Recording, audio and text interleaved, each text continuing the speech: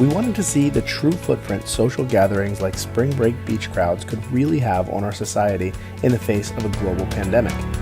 To do so, we started with the big picture, powering our engine with billions of anonymized location data points from mobile devices across the globe. Using tectonics, we can then zoom in on specific regions. Here, we focus specifically on just one beach in Fort Lauderdale during the month of March. Again, each of these data points shown on the map corresponds to a unique mobile device active on a given day. You can see clearly that device activity spikes during the 2-week stretch of early to mid-March corresponding with spring break. No surprise.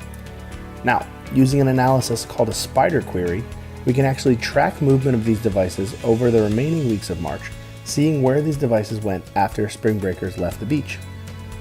As we zoom further and further out, it becomes clear just how massive the potential impact just one single beach gathering can have in spreading this virus across our nation. It can be hard for us to realize sometimes just how connected our world really is, until the data tells the stories that we just can't see. Jason Black has always pointed out that the strength of white supremacy is its economy. You see this most sharply expressed with the asinine level of denial that's coming from the business sector on the idea of the lockdown. See, this pandemic's been compared to a war. And for the business class, which is part of the administrative arm of white supremacy, that certainly seems to be the way that they see it. The money that they generate is ammunition in the war chest of global white supremacy. Now, the men who run these companies, they're not willing to die for white supremacy, but they'll happily send millions of other people to die for it. Amazon, Kroger's, Walmart, all sending their employees to work without personal protective equipment. And in the case of Amazon in particular, they're keeping a warehouse open even after they had found some confirmed COVID-19 cases there and demanded that their employees come to work. And they even decided, let's hire a bunch of other additional workers without screening them for the virus first. And by the way, none of them is offering sick leave for their employees. But of course, the country's at war with the evil virus, right? See, this is American greed at work, but it's also American racism too. As we've seen with mega billionaire Bloomberg, the most anti-black elements in American society are its wealthy elite. They're only too aware of how important their position is to maintaining white supremacy. Whenever you hear white society talking about controlling things, that means controlling who eats and who doesn't eat. Because to them, that's the only control that actually matters.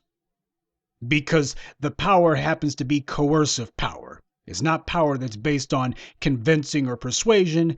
It is brute force being used to make others do what you say. Right now, white supremacy, or at least the dominant society, sees themselves as having a veto over most black people because most black people work for a white company or a government agency, which is the same thing. White society, business, and government see this as their trump card. No pun intended. I've always told you about how white supremacy is a contract between the white elite and the white rank and file, and that contract is based upon a bunch of economic, social, and political goodies, giveaways, and guarantees. White supremacy is a con. Its adherents and beneficiaries know this, and when you know that something is a house of cards, that means you're going to be very insecure all the time. It's not a matter of if the house of cards will fall. It's simply a matter of how long you can take out your stopwatch and start counting the seconds. No matter how much super glue you put on the cards, it never seems to be enough. So the white supremacists require constant reassurance that the lie of white supremacy and the goodies and giveaways that it provides them with isn't about to collapse around their ears. They don't want promises from their leadership. They want guarantees. They want a sure thing. They want the system of white supremacy to put resources in their hands and to tell them how great thou art besides. Skin color in and of itself has no inherent value, but if you can impose a racialized system that gives things to people of a certain skin color and denies things to and punishes those of another skin color, then you have in fact invented a de facto value based on skin color. It's like with money. Dollar bills in and of themselves are totally worthless. They're pieces of paper with cute little drawings on them. But by imposing a system that says you can only buy the things you need to survive using these little bits of paper, you have now given a de facto real world value to those worthless little pieces of paper. And when the media glorifies those who have more of them than others, you have given psychological benefits to the possession of these worthless little bits of paper. The rank and file white supremacist wants guarantees that the place white supremacy has assigned to them in the social hierarchy is still intact and still unassailable, so they can rest assured that the unearned and undeserved tangibles will continue to roll in regardless, and they want a daily reminder of this. They know that this system is a house of cards. They know that it could come crumbling down, and they live in mortal fear of it. So every day you got to reassure them, okay, maybe white supremacy will fall in tomorrow, but it's not going to fall today. Because you see, the white supremacists are ultra hypersensitive to anything that even remotely looks like their position may be under threat. In fact, most threats to their power exist only in their own imaginations, but they act as if the threats that they are dreaming of are all real. The white supremacist lives in constant fear merely of having to compete. And that's all the proof you should need that white supremacy is not strong. This is proof that it is weak, and it has a fatal weakness, one that they are all too aware is there. What they live in mortal fear of is that given enough time, some of the former slaves will aggregate their resources, get enough of their numbers on code, and come with enough power to exploit white supremacy's fatal weakness and put an end to the white supremacist gravy train. So what they've been trying to do is they've been trying to confuse and destabilize our internal politics, to try to sow the seeds of inherent generational dysfunction, and doing it across the board. They use a huge amount of their resources and time just for the sake of trying to keep us messed up in the game. They figure that if they can get some pork chop preachers out there, a few actors and athletes who are on the take for white supremacy, and get them to come to us and try to indoctrinate us with white supremacy's lies, that hopefully this will keep us confused, off balanced, and chasing red herrings. But thanks to the black media, this strategy is now beginning to run out of steam. And they're not sure what the hell the next move is supposed to be. That's why they keep doing more of the same thing. White supremacy understands that white skin doesn't mean anything unless you have a system that gives tangible and psychological benefits to those possessing white skin. Every time a black person has an achievement, it irks the white supremacists because it makes them feel that this is a black person who may not be under control. This is not a black person who you can control whether or not they eat. So that being the case, they set a bad example for the rest of the former slaves, potentially. When a black person is not railroaded into prison, particularly an innocent black person, it makes the white supremacists mad because to them that signifies a lack of control. The entire point of white supremacy is not merely to be able to punish those who people might think deserve it, but it's a matter of to keep all the former slaves on edge, to understand they can come for you at any time, and there is no way to have any sort of system of justice that would either prevent them from harming you or punish them if they do. White supremacy can be completely and thoroughly arbitrary in its attacks. Practically every time a black person, especially a black man, is on trial, it's a fait accompli that he's going to go to prison.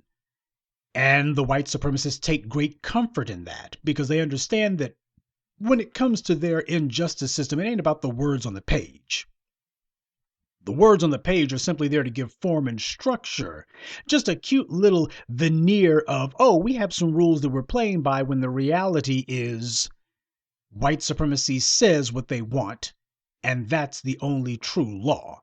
And on the off chance that some black man happens to slip his neck out of the noose the white supremacy's prepared for him, then the white supremacists know they have to do something big and noisy to reassert themselves.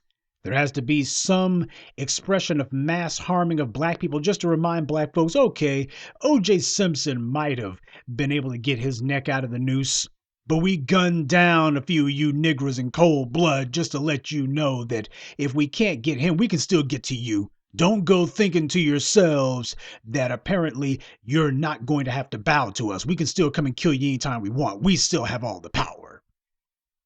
There's a very popular saying among white supremacists: it is not enough for me that I should succeed, but that everyone else must fail. White supremacy doesn't judge its position on how well it's doing, rather on how poorly black people are doing. If there was a way to contain the economic shutdown and limit it only to black people, then the white supremacists would be happy as hell about that. Problem is, black people in this country have been under an economic shutdown and economic lockdown for 500 years. So it's just not feasible. The idea of trying to limit the economic damage to black people. They've already done all the economic damage to us in the world. Neither the white conservative nor the white liberal wants an end to black oppression. They depend upon it. They're comforted by it. And they're both determined to perpetuate it. Why are so many corporations and governmental entities refusing to see the pig-simple reality right in front of them? That this pandemic is forcing them to make some uncomfortable choices about what they should do, choosing between the profits, the fuel for their white supremacist machine, or their very survival. Why is it that this is such a hard decision for them to make? It's because they've spent fully 4 decades now cultivating a lying right-wing media industry that psychologically masturbates them full time.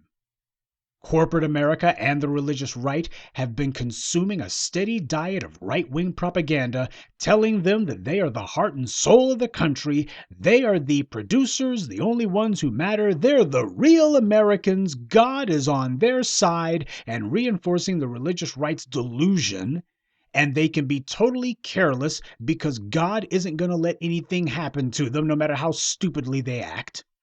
And the corporate sector's insanity that no matter what private enterprise does wrong doesn't matter because government is far worse and all blessings flow from corporations. And you don't have to worry about the corporations screwing things up too much because after all, the market wants at base to perpetuate itself, so it will never go too far. No matter how many oil spills or environmental disasters or nuclear power plants blow up, don't worry, the market is mostly concerned with perpetuating itself, so that's the only fail-safe you need for these corporations. Let the corporations do whatever the hell they want. They are inherently good, and that being the case, nothing bad will happen. After all, God won't allow it. You see, the difference between God and a white supremacist is God doesn't think he's a white supremacist. The white supremacists, however, think that they're God. Whenever you see these white supremacists who are hell-bound and determined, we're going to come here and worship, what they're really doing is they're worshiping their own sense of self-aggrandizement. In the white supremacist's mind, he has set himself up in the position of God. They come to church to worship the white man's power. He sees it as himself as being the spiritual core of all things. So as far as he's concerned, that's the reason why you got the corporations and the religious right who seem to have the exact same amount of idiotic, ridiculous zealotry for making sure that their respective power centers remain open no matter how bad the pandemic may become. The corporations see themselves as having the power of God. In their minds, they have the power of God. And you got these preachers and these pulpit pimps for the white supremacists who think that they are God. And they're not about to have you, me, or anyone else tell them otherwise. Jason Black talked about this years ago, that if you're a right-leaning person in America, you can spend your entire day 24/7 never having to hear anything other than a nonstop diet of right white media. For 2 generations now, there's been a huge part of the American population and practically all of the Christian religious leaders and business class who have been drinking the right wing media Kool-Aid, first on radio and with the advent of Fox News on television, and of course, with high speed internet, now you got it all over the cyber commons. And we see them taking their cues from these same right-wing pundits who have merely been telling them what they want to hear. Now you see what happens when you look at people like that train conductor out in California who deliberately derailed his own train because he was trying to hit that U.S. medical ship that was docked. And you also have numerous businesses who know damn well that they have absolutely nothing to do with being essential at all, but they're determined to try to keep their doors open, not because they need the revenue per se, but mostly because as far as they're concerned, it's an affront to them that anyone would dare tell them what to do. This is a matter of they're trying to prove their little courage and their little might. No one's going to tell me what to do. Sure, there's a deadly pandemic on the loose that's killing thousands of people on a daily basis now, but you know what? I don't want anyone telling me what it is I'm going to do. Besides, I need to be making more money. Sure, it will kill me, but as far as I'm concerned, I will be in God's hands.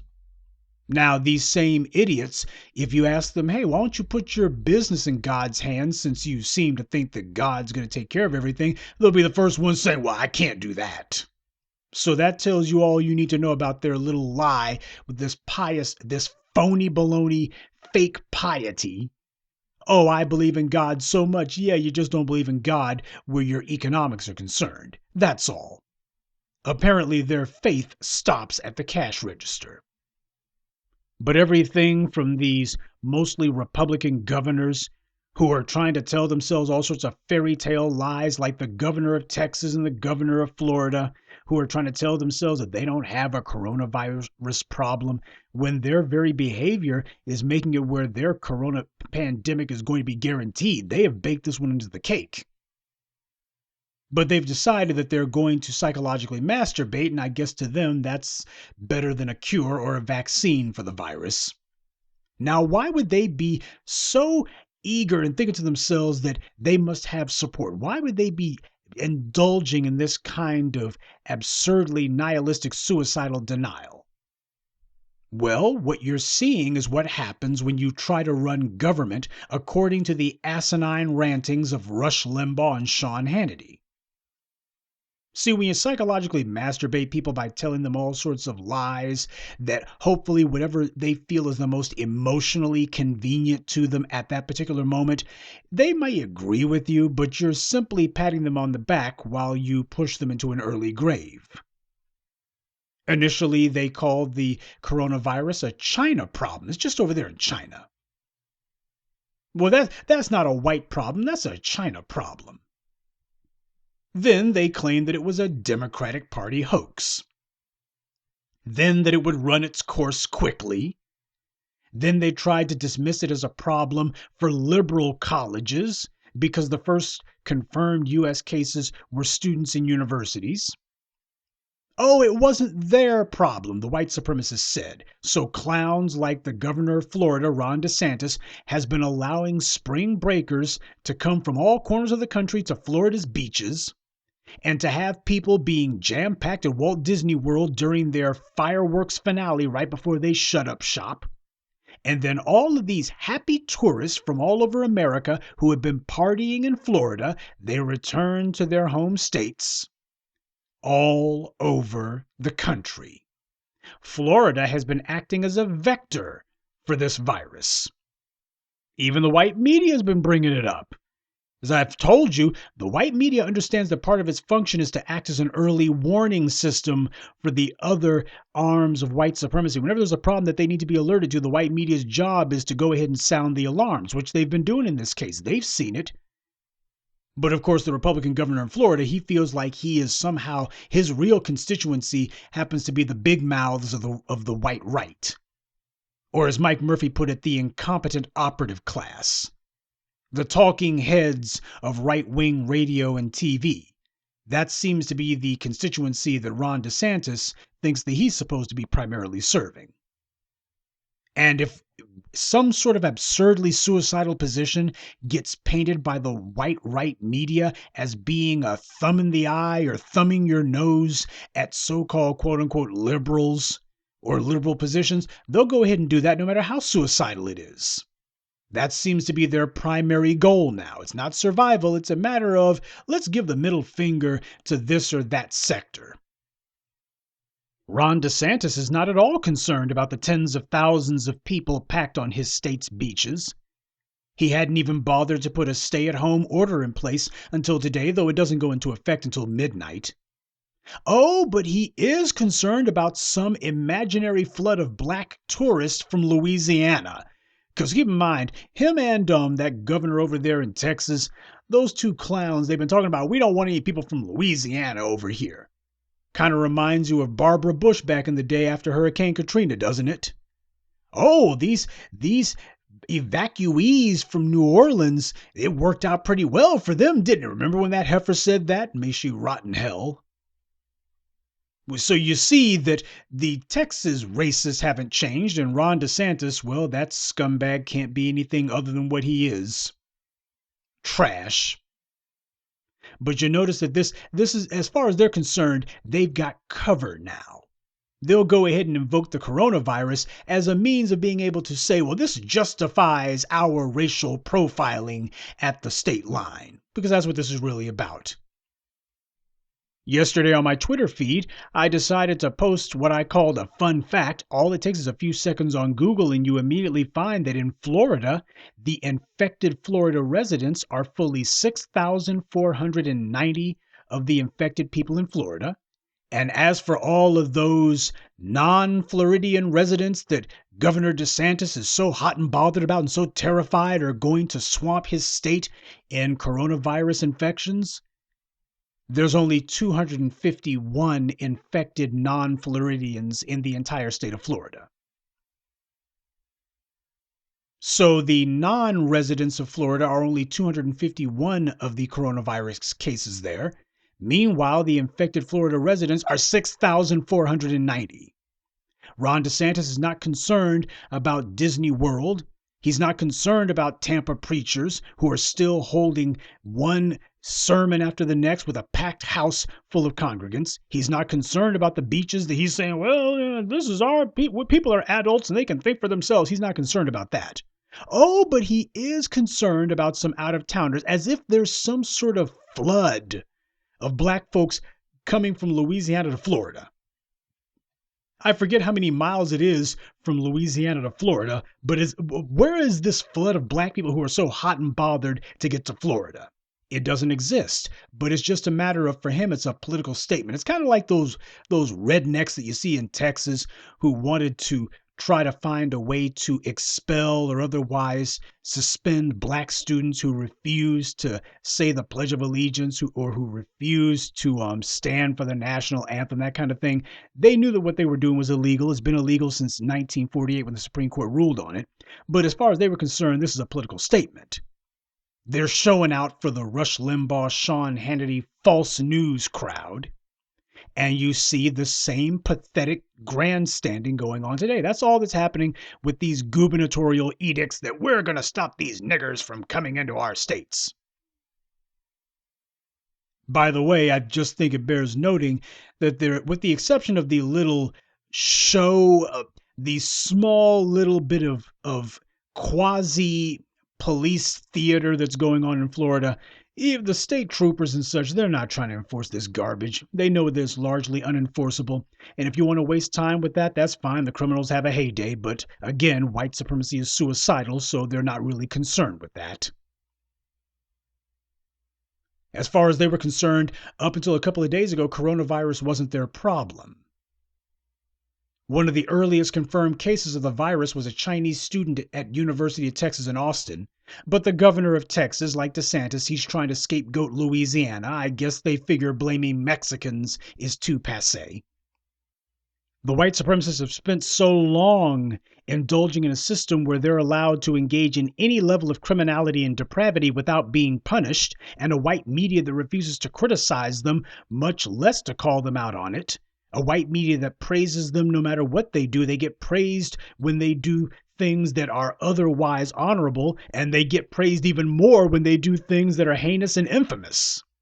So they're so used to this idea that nobody ever tells them that they're wrong. Nobody ever holds them to account. Nobody ever punishes them. They never get checked. They never get criticized. At this point, as far as they're concerned, nothing that they do is wrong, even if it's suicidal. These racist idiots who deny reality, they're now trying to set up what their lie is going to be after this coronavirus thing blows up in their states. That's what DeSantis and the governor of Texas are doing. What they're doing is they're trying to set up what their talking point is going to be. Why, this wasn't because we didn't do nothing about it. Don't worry about them tens of thousands of people on the beaches. Don't worry about them churches that we demanded stay open. Don't worry about them folks who was here at the Walt Disney fireworks show and all the rest of the stupidity that they've been engaged in, that they've been allowing. You know what it was? We've determined that it was a few niggers who came here from New Orleans. We probably had some Louisiana folk in here, and that's where these thousands and thousands of coronavirus cases came from. It dang sure couldn't been all them people that we let be on the beach. That ain't had nothing to do with it. And them churches, nothing to do with it. And all these businesses, we're telling businesses you can choose whether or not you want to remain open or close. And what a surprise, they're all saying they want to remain open. And we're not putting any controls or limitations in place. Ain't no social distancing here. That's a communist plot. They ain't got nothing to do with the fact that our states are blowing up as far as coronavirus goes. It was some niggers who came in. Betcha some niggers did this. As far as they're concerned, they're already trying to set up a black scapegoat. Kind of reminds me of after the Charleston Church Massacre, the Mother Emanuel Church Massacre, you had Fox News trying to lead the charge saying that it wasn't racial. And you will see this once things start really blowing up as far as coronavirus cases goes in Texas and Florida. If you've been keeping an eye on Louisiana, Louisiana's cases are about to peak in the next week or so. So about the time that things are going to be peaking or leveling off in Louisiana, it's really going to be breaking out in Florida and Texas. So they're trying to prepare their excuse now. Hell, even the governor of Georgia, he's sitting here saying, well, I had no idea that asymptomatic people could be contagious. I had no idea. But you notice a pattern forming here. When the 9/11 attacks began, you had George Bush down in Florida, ironically enough, reading to school kids. And when his aides told him that the country was under attack, he just sat there, frozen in utter terror and indecision. He didn't know what to do. Should he leave? Should he stay? Should he say something? Should he stay quiet? He didn't know. When Trump was told about the looming pandemic, he also was frozen with indecision. When these two-bit hicks like Greg Good-for-Nothing Abbott in Texas and Ron the racist DeSantis in Florida were told about the pandemic, they were also frozen with fear. That's why they haven't been doing anything. They didn't know what the hell to do. So they denied it because that was about the only thing that came to their pea brains. Just pretend like it's not there. Tell yourself, that's a Louisiana problem. Before that, that's a Florida problem. Why? They're going to have a bigger problem in New York than anything. Even though some of the earliest confirmed cases of coronavirus were in Texas. This suicidal obsession with their anti-black racist ideology, this is going to be the end of them. And you're seeing a dress rehearsal for that now. That's what's going on here. Because when DeSantis and Abbott finally did decide to do something, they announced that they were targeting black people. That's their move in the face of a looming disaster that's coming their way. What do you do about all these tens of thousands of white people on the beaches? And these white pastors who are with these mega churches who are bringing thousands of people into their churches, creating these vectors. By the way, that's exactly what happened in South Korea. You had that cult in South Korea who did the exact same thing. We're going to keep having our little cultists come to our little mega church meetings. And then what'll happen is just tell them you are protected by the deity or the spirit or what have you. That coronavirus, that's only for those non-believers. The deity will protect you. And of course, they went out into the society and a lot of them apparently they think to themselves that they're on some sort of biblical healthcare plan. And as a number of them seem to be finding out, apparently their biblical healthcare plan doesn't cover coronavirus. And while we can be disgusted by the behavior of people like DeSantis and Abbott, we should not be surprised. Of course, they're going to be targeting black people. That's the only thing that they know how to do. The reason that they don't know what to do in the face of this epidemic is because they've never had to govern before. So now they're in a position where they actually have to govern and they don't know how to do it. The only thing they know how to do is to hate black people. That they can do. So that's all they're going to do in the face of a pandemic. All they're going to do is, we hate black people. Famous last words. As the old saying goes, when the only tool you have is a hammer, you tend to look at every problem as being a nail. The only skill set that these idiots have cultivated is hating black people. So no matter what the circumstance they face, they try to figure out, how do I make this into a chance to hate some black people? There's got to be a way to hate black people even under these circumstances. White supremacy's psychopathic racism makes it where their automatic knee-jerk response to everything is, let's attack black people, whether it makes sense to or not. A virus from China is sweeping across your state. You've got tons and tons of white people who are congregating at the beaches and the supermarkets and all the places of public congress. So what's your response? We don't want any black people from Louisiana. You can't make this stuff up. But this shows you how suicidal white supremacy is and has always been. An organism this stupid simply cannot survive because it refuses to act rationally. And when facing an existential threat, that means extinction. Yet they retreat to their right-wing safe space and listen to the comforting gibberish from their favorite right-wing crackpot radio or TV personality. You can take refuge inside your own bubble of lies and never once have to hear the truth. And if by chance some reality does manage to seep through every once in a while, you can indulge in a torrent of white right propaganda dismissing it. This is self-brainwashing. That's how they think that their behavior right now is okay. Because they happen to have a white right media organ that's catering to them and providing them with confirmation bias on steroids. But the absurd denial of reality we see from the commercial, political, and religious leaders of white supremacy also mirrors the attitude of denial from the dominant society itself. Donald Trump is not really a three-alarm fire. Not for them, he's not. Their interests are aligned with his. They're just arguing over who's going to get the larger share of what spoils there are. Even now, in the face of disaster, you see the so-called white left playing the same old power games. They are divorced from reality. When you've had it all your own way for so long, when no one is allowed to question you, when you have a media whose sole purpose is to sing your praises and tell everyone that you're God, of course, this would be the natural, tragic result. When you've been allowed to take a vacation from reality for half a millennium, forget it.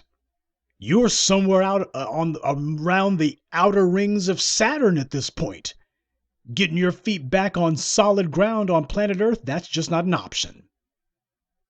They face crises right now at this moment that are going to seriously weaken, if not wreck them, and yet they're determined to keep it business as usual. Hey, we're in the business of hating black people. You're not going to stop us from doing that.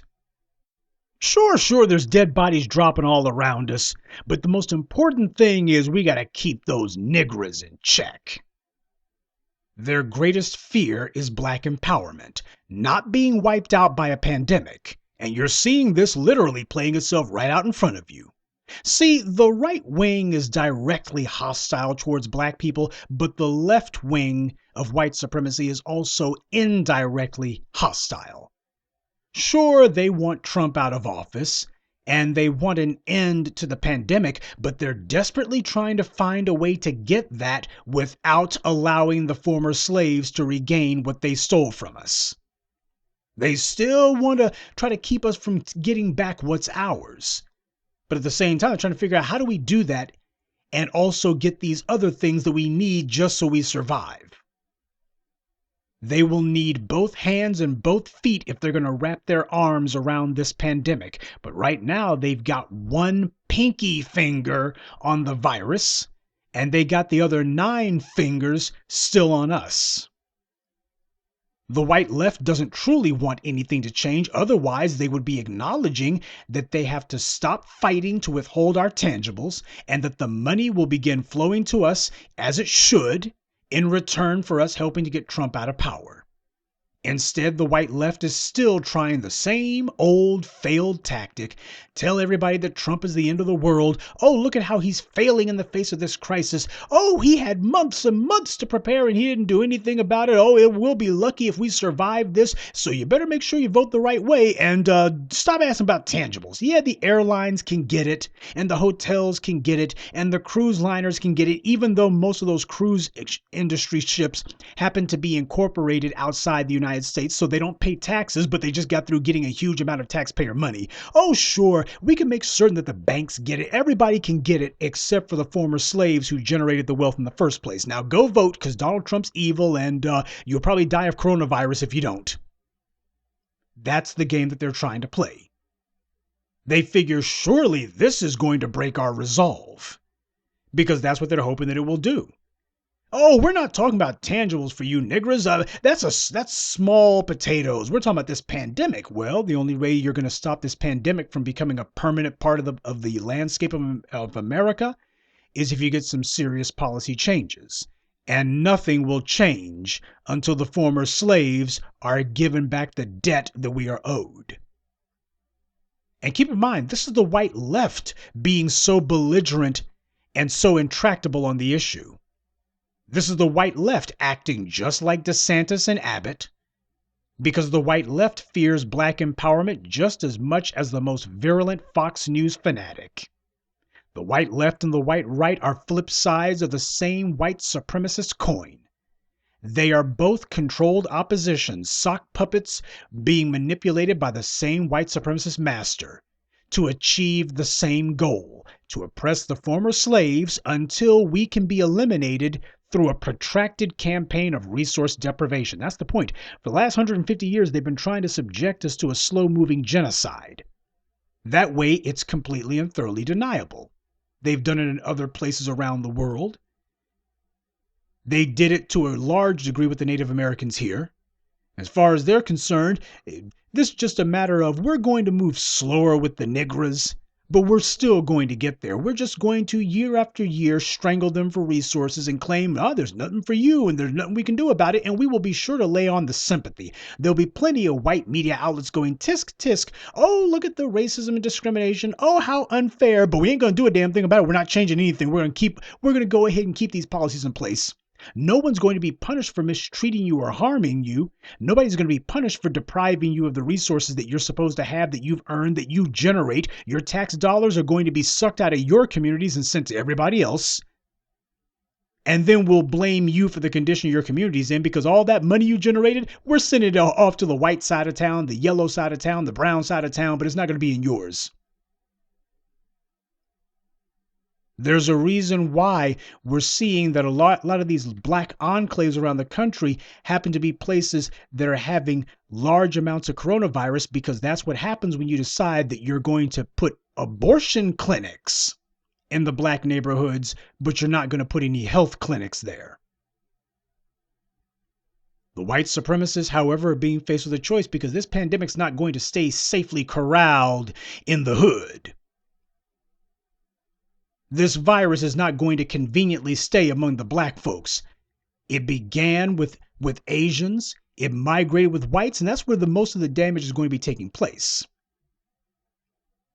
The white supremacists are being faced with what should be an easy decision. Do they hate us more than they love their own lives? Well, we see what the answer is. At long last, white supremacy has arrived at the point that Thomas Jefferson himself foretold. They have a tiger by the ears, and they can neither safely hold him nor let him go. We've seen the irrational and ridiculous zealotry of the religious right and the corporate sector, both screaming that their doors must remain open, that nothing must change. This refusal to face reality is plain enough from the corporations. Their bosses are already sequestered, and they have been for over 100 years.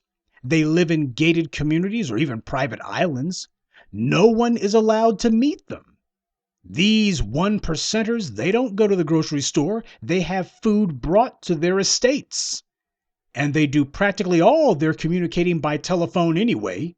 So the 1% has been practicing social distancing before social distancing became cool. Personal exclusivity from everyone else, that happens to be their lifestyle. Private homes, private estates, private clubs, private yachts, private jets, private schools, private everything. So that the unwashed masses, unwashed and increasingly diseased masses, aren't going to be able to get anywhere near them. That's the reason why they don't care. They're also the ones who demand that their stores remain open as an essential service, whether they are or not, but they refuse to give their staff face masks or gloves. And they also make sure that in the corporate giveaway, stimulus, there's a provision that allows for any company with more than 500 employees to be exempt from paying sick leave. Isn't that a comforting thought? You're going to get stuff in the grocery store, and the people who are handling the merchandise, handling the food, the people who are standing there as the cashiers and the bag boys and such, these people, a lot of them are sick and they can't afford to take time off because this is their only source of income. And you would think with the grocery stores being given a virtual monopoly right now, as one of the few places being allowed to be in business, they've got a de facto economic monopoly right now, the only place where people can actually gather at. You would think they would look and for once go, well, maybe we can afford to pay people for being sick in the middle of a pandemic, because after all, we don't want people having to make a choice between coming to work with a deadly, highly contagious pathogen and whether or not they're going to be homeless because they can't pay their rent or their bills. Maybe we should play it smart this time. They're like, oh, hell no. Why would I pay an employee not to come to work? If you don't come to work, I'm not paying you anything, sick or not. And this during a pandemic where these companies are demanding that their employees go to work while the CEOs are giving all sorts of pathetic, empty, meaningless interviews to the white media, all from the comfort and safety of their corporate offices or their homes, in the case of Bill Gates, which you better believe are disinfected daily. But these are the same companies who are demanding stimulus money, which, as Boeing's executives admitted, they don't need it. They have plenty of other options to get operating revenue, but they want Uncle Sam to break them off some big bucks anyway.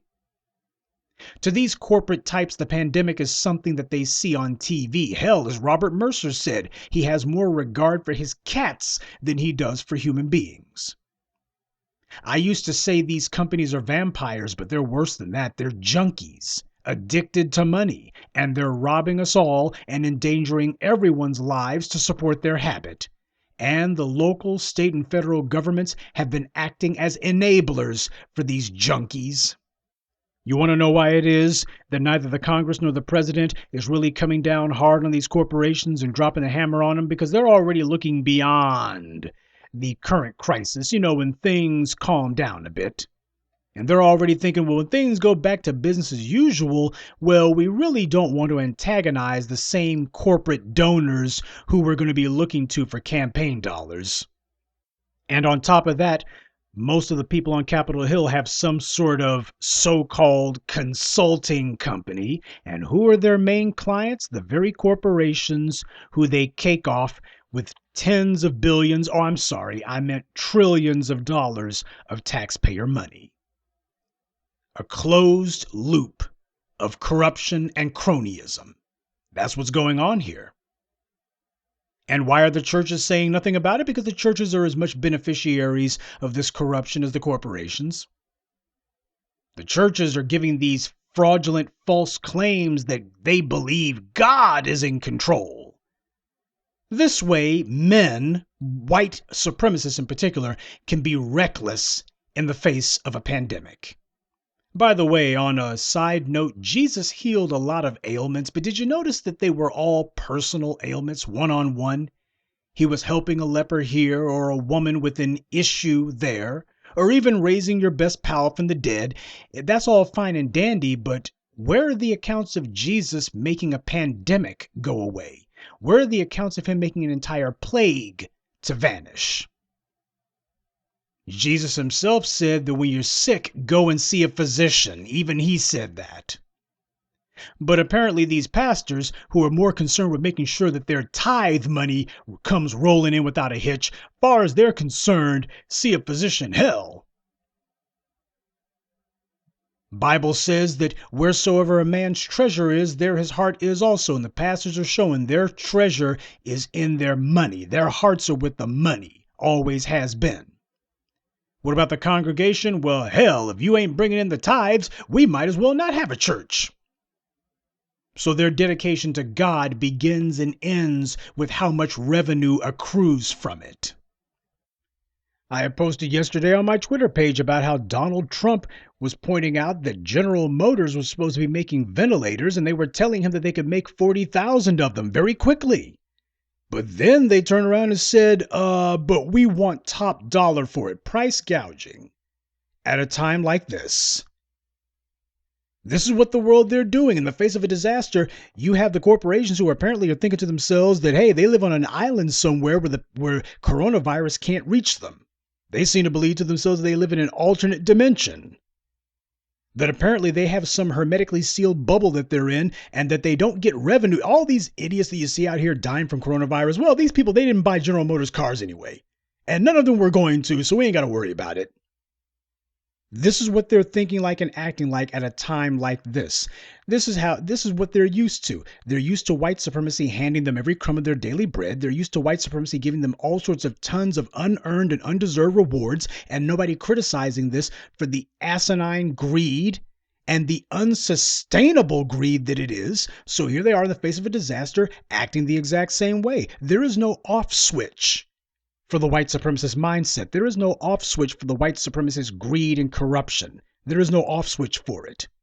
And there is no circumstance dire enough to snap them out of it.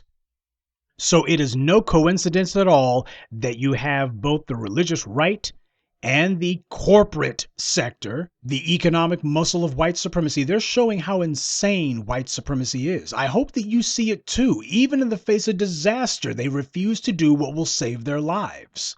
White supremacy may be sophisticated, but it's also suicidal because the only thing it's sophisticated about is hating and attacking black people. They can innovate like crazy and think up all kinds of brilliant schemes and devices to attack us. But whenever they don't have black people to use as a focus for their energies, they become totally helpless. This is the reason for those world wars. Once the European ran out of black people to beat up on and to steal from and to enslave, the European did not say, well, we've got our pile of other people's wealth. I'm good. Instead, it became a matter of, we'll just go ahead and attack each other because they couldn't think of anything else to do. They could not stop themselves from reverting back to the exact same endless wars that they've been fighting against each other in Europe before colonialism. They were helpless to figure out any other alternative. This is what was happening in Europe 500 years ago. Plagues, pestilence, constant infighting, backbiting, and backstabbing, and no action being taken because the kings and the barons and the so-called nobles, they were all walled up in their castles, the original gated communities. And all these nobles were trying to ignore the diseased masses outside their gates, the ones with the torches and pitchforks. This is how white supremacy has always been. The times may change, but these people don't. I and others, particularly Jason, have been preaching a nonstop sermon of how black people as a group must be self-sufficient. Don't be stupid enough to think that what's happening here, that this is somehow a one and done. This is a dress rehearsal for when white supremacy falls. What you're seeing right now, what you've been seeing for the last few weeks, this is just a preview of coming attractions. White supremacy is going to fall, and what you're seeing right now is going to be nothing compared to that day. White supremacy will end, and whether or not it's the end for black people as well is going to depend upon what it is that we do now. These last couple of weeks have been a test run for white supremacy's ultimate demise, and when that happens, the store shelves will be empty immediately. When Jason's telling you about self-sufficiency, he's not just slamming his gums. And self-sufficiency is not and cannot just be some pipe dream. I say that for the idiots out there. There's always a few Negroes who like to poo-poo that idea. Whenever you say we as people have got to be self-sufficient if we're going to survive, there's always a few idiots who try to poo-poo that and say, man, that ain't gonna happen, man. And you know who these guys are? These guys are the enemy within. These are the lazy, good-for-nothing bastards who are never going to do anything for black empowerment, and these shiftless pieces of debris, they're not scared of white supremacy. They're not even scared of white supremacy collapsing. Their biggest fear is that someone's going to demand they get off their worthless behinds and do some work. That's the biggest fear that these whiners have. That's their big concern. These people who can always be counted on to try to dismiss or downgrade or otherwise to try to spit on the idea of black people being self-sufficient, the ones who dismiss it out of hand, their fear is that you're going to require something of them, that they're actually going to have to do something. And that terrifies them more than anything. They are comforted by the idea of black people not being self-sufficient because these are people who don't have any ideas, they have no work ethic, they don't have the IQ or the elbow grease to be of use to anyone. So of course they're going to look and say self-sufficiency is an idea that is ridiculous and impossible for them because it's something that they can't do. Or rather, something they will not do. Well, I can tell you lazy good-for-nothings one thing. White supremacy might have been able to throw you some crumbs, but black empowerment ain't going to give you nothing.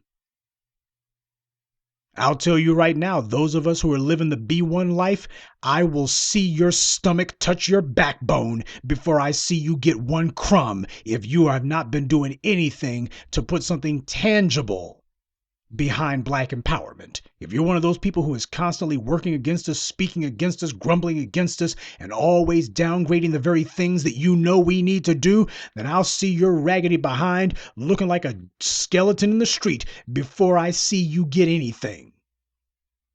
I have a zero tolerance policy for backsliders, backstabbers, and bootlicks. Because we always point out that it's the scumbags among us. It's those on the coon train and the zaddy worshippers who will wind up roadkill when white supremacy falls. You can act up and lash out in the empty supermarkets all you want. People have been doing that for the last few weeks, but you notice how nobody cares? It's not changing anything. The rich and sequestered commissar class who have benefited the most from white supremacy, they already have tried to be as self-sufficient as possible. It's part of the reason why these guys have all invested in safe rooms and underground bunkers. You should go online and see what some of their little bomb shelters look like. These are literally mansions underground. While the world is being wiped out by pestilence or nuclear war or an alien invasion or an asteroid strike or whatever, as far as the wealthy are concerned, why the hell should I do without my creature comforts just because the 99% are being rendered extinct? You see, some of us out here, apparently there's some Negroes even at this late date who still think that white supremacy has some permanent plans for them. That's that freaking welfare hood mentality that a lot of the loser class of black people have cultivated. They think to themselves that if they just make some noise, white supremacy is going to look and go, oh, we got to keep these Negroes quiet. Let's throw them some crumbs. White supremacy is showing you. They won't give you a damn thing. And you can whine and complain as much as you want. You can throw a tantrum all you want. It means nothing to them. They're showing you what happens when worse comes to worse. See, some Negroes seem to think that white supremacy will always need some Negroes to kick around. Let me tell you something stupid. White supremacy has no permanent plans for any of its tools. And as they're showing lately, they don't even have permanent plans for the rank and file white citizen. White supremacy will collapse. And when it does, like the Romans and the Nazis before them, they'll disappear without a trace. as will everyone who has become utterly dependent on them. Bushika, roly-poly, and the rest of the garbage, they will disappear right along with their former white supremacist masters. But you know what? As a people, we will also disappear if we fail to build our own infrastructure. We cannot depend on white supremacy.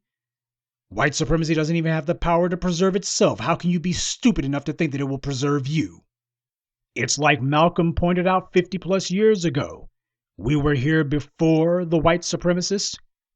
We are still here now despite their best efforts, and we will still be here long after America has faded from the scene, crumbled to dust, and collapsed into obscurity never to be seen or heard from again, long after America has evaporated. Forget about being a footnote in history. Long after America has been forgotten and nobody even remembers the United States, we will still be here if we make self-sufficiency our top priority.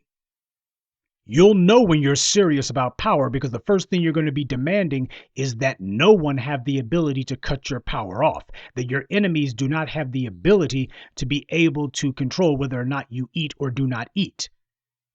It is not enough merely to be fighting white supremacy. You will also want to make sure that you are immune to it.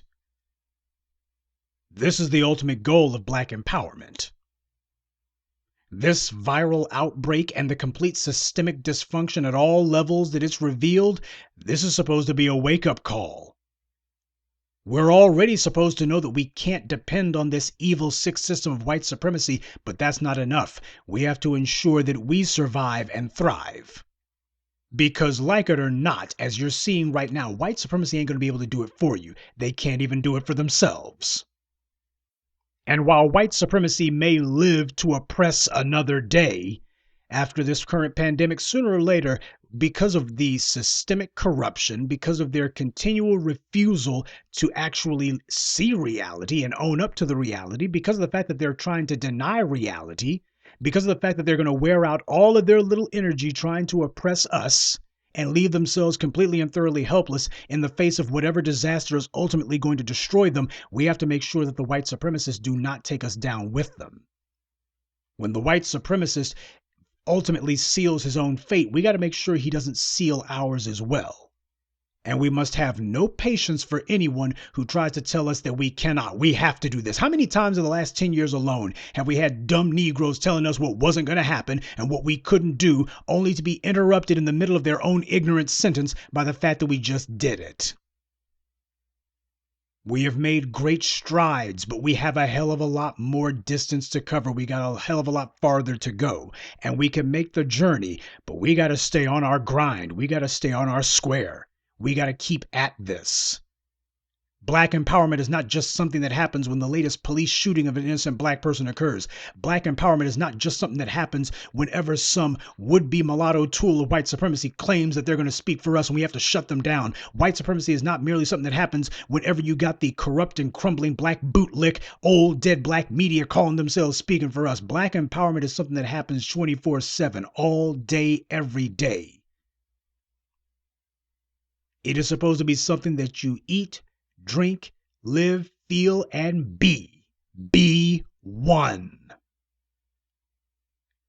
And as for white supremacy, revel in the fact that we're getting a preview of white supremacy going through its death throes. The fact that they have been spending so long raping, robbing, pillaging, and plundering, stealing and scheming and conniving, now they're in a situation where they actually have to act like they got some sense and they can't do it. They're in a situation where they have to choose between taking action that will preserve their lives or trying to find ways to attack black people. They will feel good about themselves to be going, "We hate you niggers," with their dying breath, but afterwards they won't be feeling or thinking anything. White supremacy lived by the dumb, and it's going to die by the dumb. You just make sure that you don't let them fool you into dying right alongside them.